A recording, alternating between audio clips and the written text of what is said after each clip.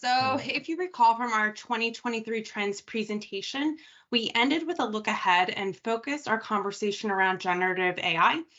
So it's only fitting that we are going to kick off 2024 with that same topic. Last year, we provided a brief introduction of what generative AI is and really focused our conversation around what ChatGPT is and really encouraged everyone to go out and try using ChatGPT and just start to poke around out there. In the past year, we've seen a lot of shifts in AI, bringing it into our day-to-day work.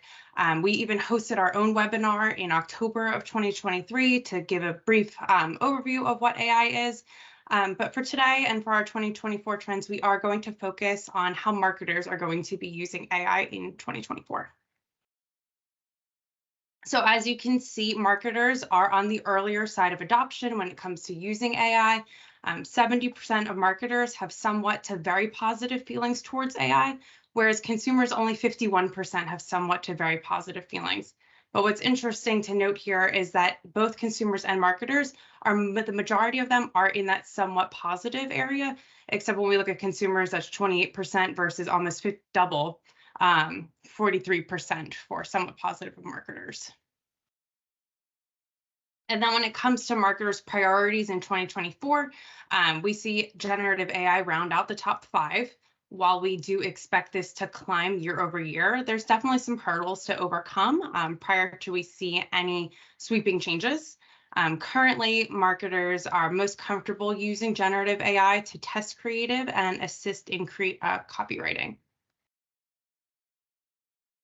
And then expanding from content writing, there are many more areas we could see AI incorporated, and I would argue some places where each of us could start using it.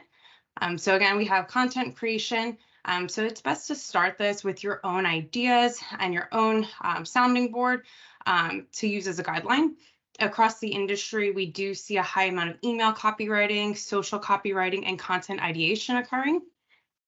AI can assist in preliminary data analysis by starting to identify trends and even extracting sentiment analysis from your data. You may start to see this on product reviews on a site. There may be a small blurb highlighting what the majority of people have felt about the product and maybe calling out some key themes that all of the reviews mention. AI can also assist in condensing and summarizing a large amount of information. This could be as small as, can you summarize my meeting notes for me?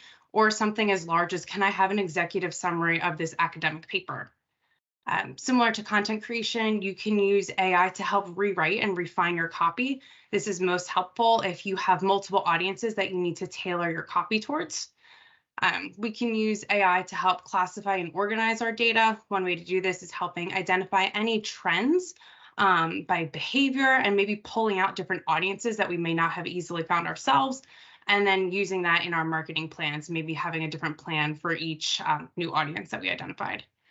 And then finally, enhancing our customer engagement and support. We all see this when we're doing an online chat. If you are answering a few questions prior to being bumped to a service representative.